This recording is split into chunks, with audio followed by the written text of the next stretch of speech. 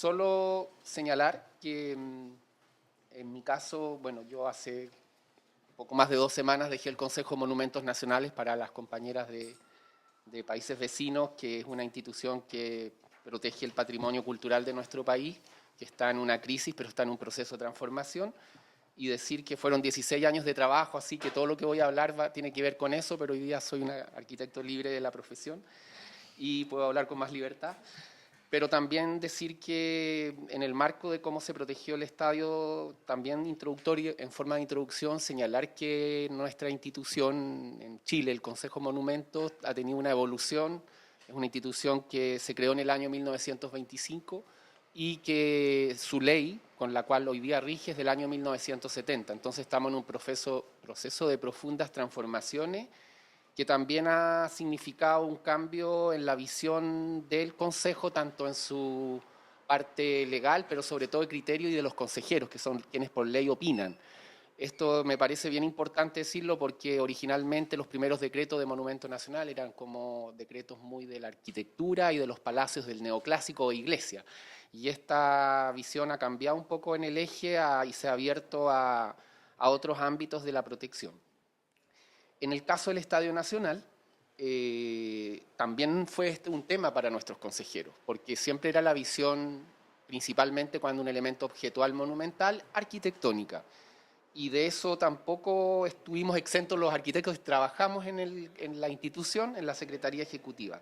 El Estadio Nacional se declaró monumento histórico, que es la categoría de máxima protección legal en nuestra ley en Chile, a raíz de que se cumplieron 30 años del golpe militar del año 1973 y se declaró, ¿no es cierto?, con una solicitud en paralelo, digamos, de un grupo de la Agrupación Nacional de Expresos y Presas Políticas de la región metropolitana, con una cantidad enorme de firmas, cosa que también marcó un hito en la institución de apoyo, y con una solicitud bastante impecable, diría yo, desde el punto de vista técnico, que hicieron Marcelo Rodríguez y Claudia Goiwood en la presentación técnica.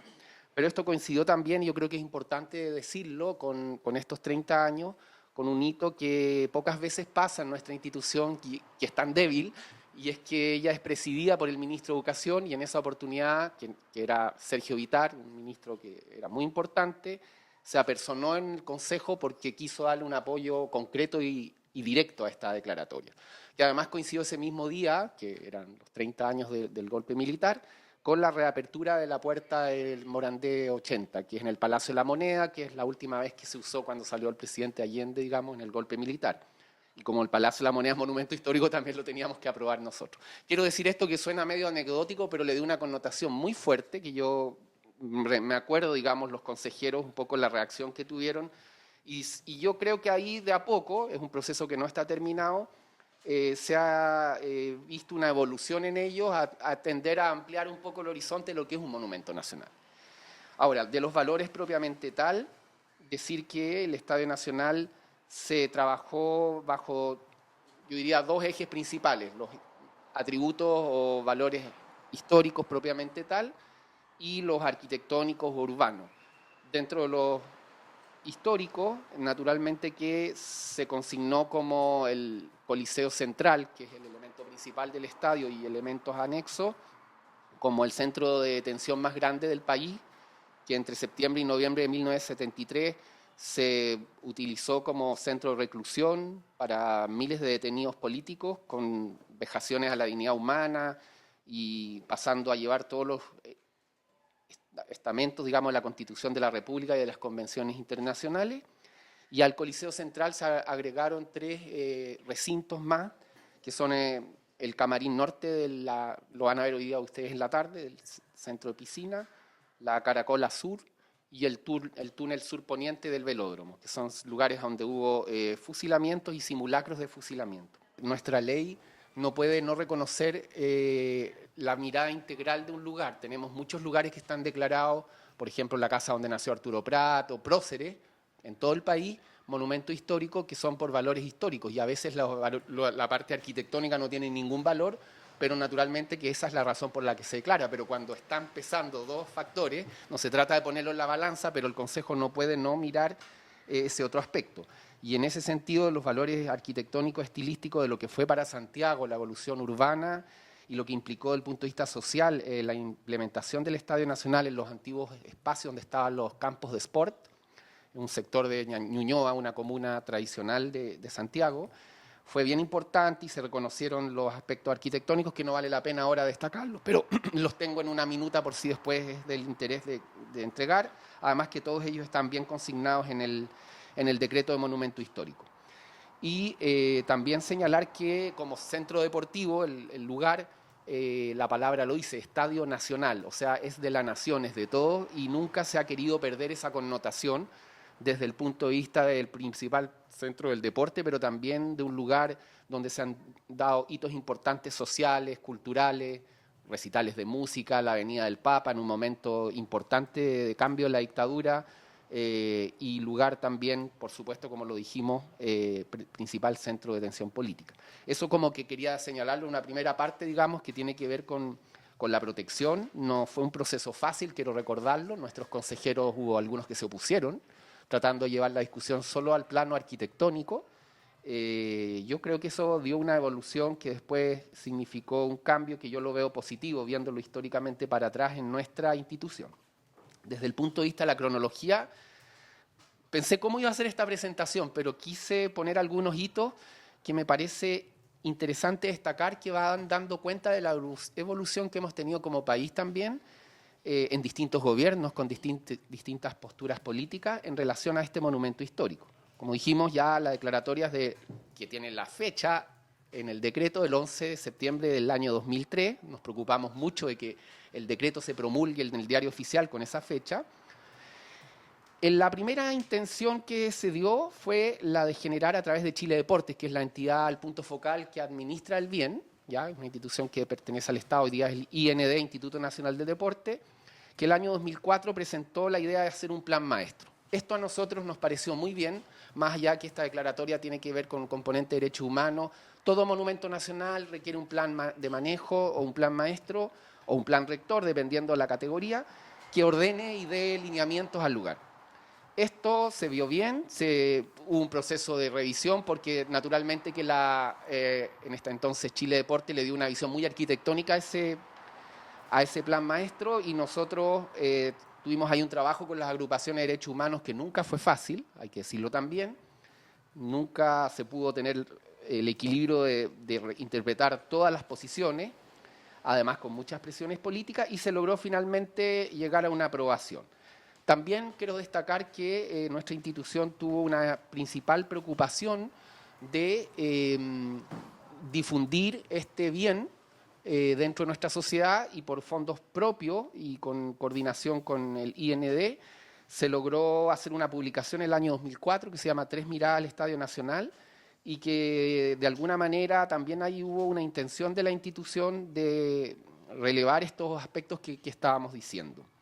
Después se terminó aprobando este plan maestro, después digo de un proceso en el año ya 2006, en que se incorporaron todos los aspectos y las componentes relacionadas a los temas de violaciones a derechos humanos, como también aspectos de carácter urbano, porque ese es otro factor que no debemos olvidar. Este no es un sitio de memoria como un museo solo, sino que es un lugar vivo, o sea, concretamente los domingos hay partidos de fútbol. Y eso da una complejidad bastante importante al manejo. Finalmente ya el año 2007 tuvimos una presentación de la señora Vali Kunzmann con una presentación que se llamaba Estadio Nacional, Memoria Nacional, y que hacía la puesta en valor del sitio y la escotilla 8 del Estadio Nacional, que es uno de los accesos. Las escotillas son las entradas que tiene perimetral por todo el estadio, que fue donde más se evidenció las violaciones a los derechos humanos. Se contrató, me acuerdo, expertos de Europa para ver los rayados con clavos que hicieron los presos políticos con instrumentos escáner, se logró rescatar esa información, y el Consejo también ahí hubo una evolución que da materia de otro seminario largo de cómo se revisó ese proyecto, pero finalmente se aprobó y se siguió avanzando en ese plano. También, aunque parezca bien anecdótico, pero lo quise poner, recibimos una solicitud de la Federación Chilena de Tiro al Arco. Fíjense, ¿qué tiene que ver esto acá? Porque el año 2008 había un tema territorial. Si ustedes vieran el plano, y yo creo que Valentina después lo puede explicar en terreno o en la segunda parte de la presentación, el Estadio Nacional, además de estar sometido al plano seccional de la Municipalidad de Ñuñoa, que tiene que ver con un ordenamiento territorial de los instrumentos de planificación territorial, también el Estadio Nacional tiene un problema grave, digamos, de crecimiento particionado y que nadie le ha puesto el cascabel al gato. O sea, ahí falta un ordenamiento y eso de alguna manera el plan maestro el primero lo pretendía ordenar.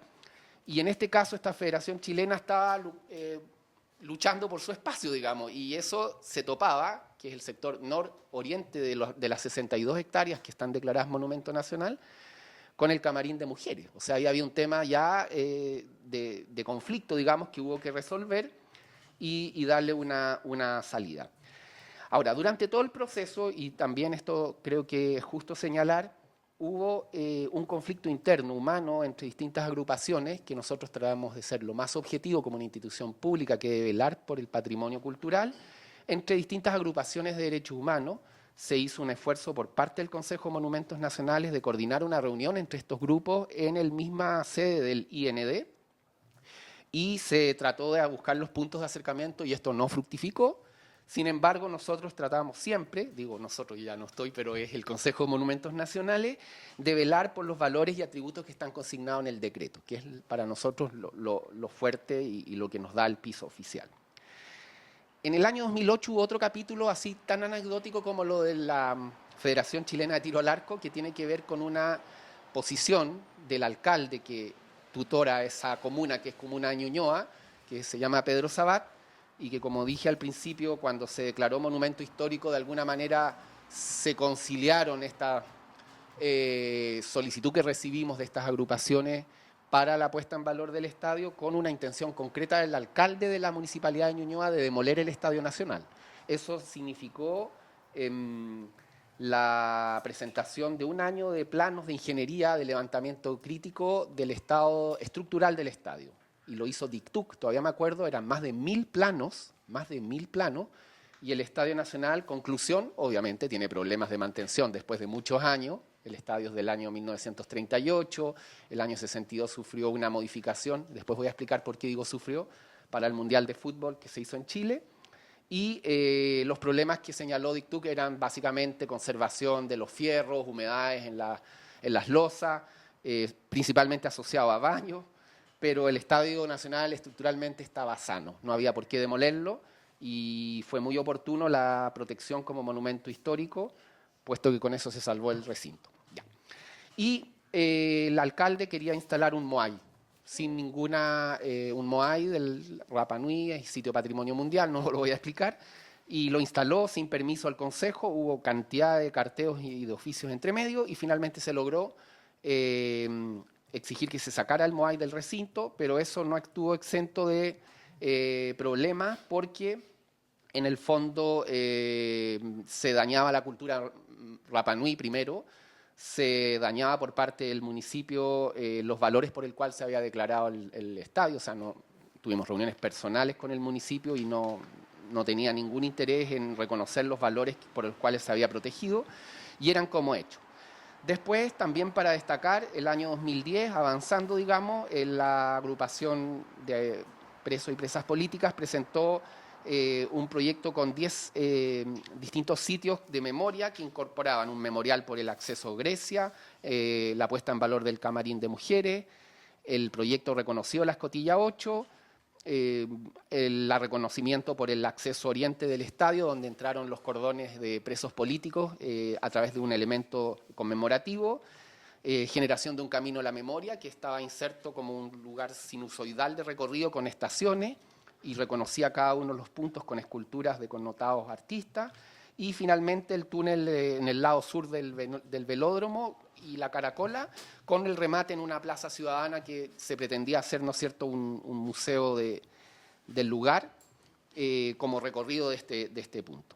Ese proyecto en la integralidad se terminó aprobando, después hubo cambio de gobierno, entramos en el gobierno del presidente Piñera, y el principal punto del Consejo de Monumentos fue asegurar a las agrupaciones de derechos humanos que este es un monumento histórico, que independiente que el alcalde de esa comuna tenga otra orientación política o que el gobierno tenga otra, acá hay un monumento nacional y sé que no se puede perder esa mirada país.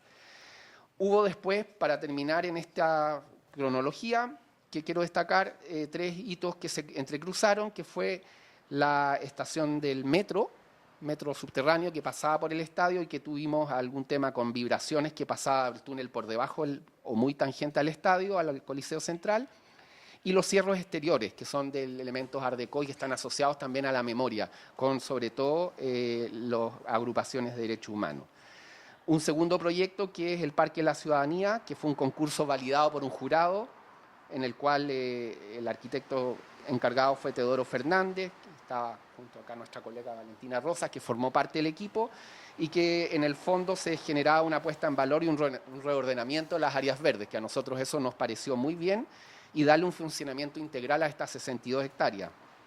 Los puntos que el Consejo en su momento objetó es cómo y de qué manera el plan maestro del año 2006 se recogía en este Parque de la Ciudadanía y algunas pasarelas elevadas que se acercaban mucho al Coliseo y lo cual generaba una alteración a la memoria del elemento como tal. Y el tercer proyecto que nos pareció tremendamente inadecuado, y esto hay que decirlo, fue una solicitud de la presidencia directo para aumentar el aforo del Coliseo Central, una propuesta absolutamente impuesta, sin ningún criterio estructural, que estaba no reconociendo la ley de monumentos y no respetaba tampoco el concurso que mencioné anteriormente, que ganó el arquitecto Teodoro Fernández, o sea, no hubo ninguna coordinación y además había pérdida de autenticidad y los valores y atributos que tenía en el estadio en cómo se estaba haciendo eso. No fue fácil objetar ese proyecto porque venía con prioridad presidencial, o sea, para nosotros, créanme, eso no fue nada de fácil, presiones diarias, pero felizmente con argumento hicimos que las cosas cayeran por su propio peso. El proyecto se desistió y nosotros abrimos el debate a grandes teóricos de la arquitectura, salieron artículos en la prensa, en fin. Después, señalar, ¿no es cierto?, que en mayo del 2011 se hicieron algunos trabajos por la Dirección de Arquitectura y en lo último, como con esto termino, el año 2013 se aprueba la fase 2, yo diría, del Parque de la Ciudadanía, que considera la parte oriente, que yo creo que mejor para aprovechar el tiempo, eso lo explicas mejor, Valentina, en terreno, o tal vez en el segundo bloque de este mismo encuentro. Conclusiones, ¿ya? Conclusiones. Un poco voy a tratar de ver los puntos que a mí me parecieron relevantes. Ante, por ejemplo, la pregunta ¿qué y por qué se decidió conservar, borrar o crear esos espacios de memoria? Yo haría las siguientes reflexiones aquí. Se decidió conservar el Coliseo Central con estos otros sitios que nombré, ¿no es cierto? El Camarín de Mujeres Norte, la Caracola Sur y el túnel sur poniente del Velódromo, naturalmente que reconocidos como tal por ser emblemáticos, por ser recintos del recuerdo más compartido por las agrupaciones. Nunca perder la mirada integral. Se declararon las 62 hectáreas. Cuando se declaró monumento histórico hubo mucha gente que quería declarar solo el Coliseo, que es el elemento principal. Y nosotros dijimos no, apoyamos a los arquitectos que lo solicitaron en no perder esta visión integral porque el lugar fue un lugar integral de detención y tortura. No fue solo el Coliseo. ¿Cuáles fueron las opciones que se consideraron? Bueno, una mezcla de distintos tipos de intenciones de las agrupaciones de derechos humanos. Esto también es un proceso que no es solo del Estadio Nacional, lo tenemos con todos los sitios de memoria, Londres 38, Villa Grimaldi, que tiene que ver con la necesidad de enfatizar y hacer una puesta en valor con elementos que a veces generan mucho alarde, y eso termina distorsionando lo que se quiere relevar y poner en valor. Y en ese sentido no fue fácil conciliar las propuestas de las distintas agrupaciones que querían relevar estos temas. Y el uso. El uso es tremendamente importante. Aquí lo diferencio a Londres 38, a Villa Grimaldi, que el Estadio Nacional, como dije, sigue siendo el principal centro deportivo. No solamente los domingos se sigue jugando fútbol, sino que además se presta para eventos musicales y de todo orden. Por lo tanto, no es fácil compatibilizar un lugar con uso, y aquí hay una carga simbólica. Cito sitios de patrimonio mundial chileno. Las iglesias de Chiloé son patrimonio de la humanidad, pero la gente va a orar y va a misa, pero son patrimonio de la humanidad. En cambio, Humberson y Santa Laura, en el norte del país, son salitreras, que son un museo de sitio. Entonces, es más fácil, ¿no es cierto? O no sé si más fácil es la palabra, pero resulta más llano el camino, digamos, cuando el lugar tiene un uso distinto y cuando se da usos como el deportivo, compatibilizarlo con el tema de derechos humanos no no fue un tema que se resuelve tan fácilmente. ¿Qué implicancias en la relación a la memoria y sus significados tiene una u otra opción? ¿Qué se jugaba o se juega en estas decisiones? Bueno, aquí nosotros concluimos no sobrecargar ni alterar el bien. Lo que se pretende resaltar o mostrar debe entregar un mensaje claro y profundo, real y doloroso como lo fue, pero siempre educativo, para que nunca más pase esto. No detener, el proceso es continuo. Estos hechos dolorosos fueron una etapa de la vida de la ciudad y de nuestro país, pero tenemos que aprender a convivir con este dolor y eso tiene que quedar consignado en este monumento. Un ejemplo de ello son las butacas aisladas, ustedes lo van a ver, que fue una tremenda polémica. De todas las butacas del Estadio Nacional se sectorizó las asociadas a la escotilla 8, que se dejaron tal como están. Sin embargo, hay que decirlo, estas butacas no son las originales de 1973, pero tienen la morfología, la estructura y la materialidad. Y de alguna manera fue un tema sociológico ver cómo se asumía esto por las barras bravas de los equipos de fútbol, concretamente que quizás podían ni reconocer esto y no valorarlo. Felizmente para nosotros hubo un tema ahí que creo que es un tema de antropología, de un importante reconocimiento de las barras bravas a este lugar que lo respetaron. ¿Cómo participa la versión oficial de los hechos, la representación y restauración de la materialidad? Bueno, el trabajo de coordinación con las distintas agrupaciones de derechos humanos, con el administrador del bien, que no hay que dejarlo de lado. Esto también fue un tema en todos los años de revisión de proyectos. O sea, teníamos la presión de las agrupaciones de derechos humanos, pero el administrador no estaba ni ahí y lo cambiaban los distintos gobiernos muy rápidamente. Y también con los programas oficiales del gobierno sobre violaciones a los derechos humanos. Trabajar con cifras y situaciones reconocidas por los organismos oficiales y por los tribunales de justicia. Por último, también asegurar que el Consejo de Monumentos es un organismo técnico que vela por el patrimonio cultural y ello sepa proteger el monumento histórico independiente de las presiones de los distintos gobiernos, de los grupos económicos o de los distintos intereses. Por ejemplo, el caso de demoler el Estadio Nacional del alcalde de Ñuñoa, el caso de colocar un Moai así forzosamente o ampliar el aforo por parte de la presidencia sin reconocer que es un sitio de memoria. La ampliación del Consejo Monumento, los criterios, la aplicación de los criterios del Consejo Monumento a este bien que es monumento histórico, basado de alguna manera en la Carta de Venecia y de Nara, que ahora está Nara más 20 en Japón, que tiene que ver con la autenticidad, puesta en valor de las acciones mediante una acción sutil y evitar el sobrediseño o las acciones de alarde sobre el monumento histórico. Y cómo esto con condiciones de autenticidad, forma de diseño, material, sustancia, uso y función, tradiciones técnicas, sistemas de gestión y localización del entorno. Y ya con esto termino la última pregunta. Dice, en las decisiones del espacio de memoria subyace una crítica o un reforzamiento a esa verdad oficial. De aquí solo relevo 4 puntos. Es relevante que todos los 11 de septiembre, para las colegas argentinas y de otros países, señalarles que se sigue haciendo una velatón. Ahí hay un tema de patrimonio vivo y se hace, ¿no es cierto?, un encuentro en los cierros, que son elementos arquitectónicamente muy bonitos, notables, de estilo Art Deco, pero que tienen una impronta de imagen que ha quedado en la retina de todo nuestro país. Y eso se sigue relevando y es muy importante para el reconocimiento de los familiares como un lugar de memoria. La morfología integral del Coliseo. Acá hay un tema bien complejo. En algún momento se pretendió cubrir todo el estadio con una bóveda. Entonces nosotros, con una perspectiva institucional muy abierta, nos basamos un poco también en el Olympiastadion de Berlín, del cual es del arquitecto Bernhard Marx, en pleno nazismo, se hizo en el año 1936 en los Juegos Olímpicos, y está comprobado por una investigación histórica que hicimos que el arquitecto Ricardo Müller fue a Alemania, vio ese estadio en el año 36 y tomó las ideas para hacer el Estadio Nacional.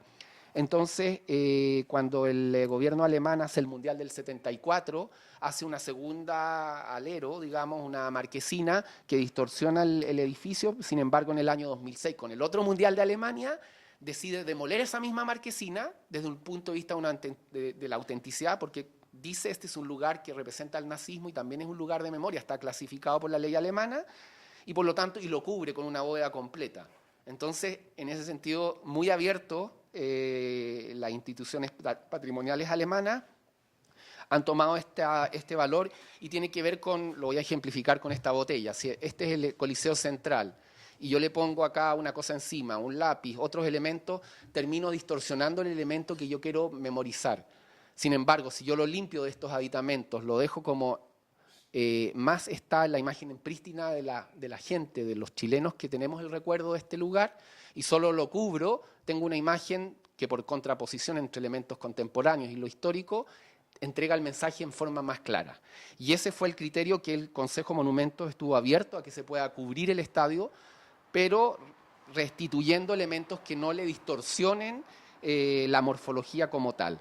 Y eso no se ha cubierto el estadio, pero fue la actitud que el Consejo por lo menos dejó puesta como tal. Y en el fondo terminar diciendo que el decreto como monumento histórico, más allá de los gobiernos que vengan, son para nosotros el canal de navegación, digamos, el criterio, la carta, la guía, con el cual nos vamos, o el Consejo se debe regir, más allá de los gobiernos de turno, porque como dije en esta cronología de hecho, hemos tenido muchos intentos por distintos ángulos de distorsionar el bien o darle otra connotación, y yo creo que eso es lo que se debiera mantener. Eso es básicamente lo que quería decir en la primera parte.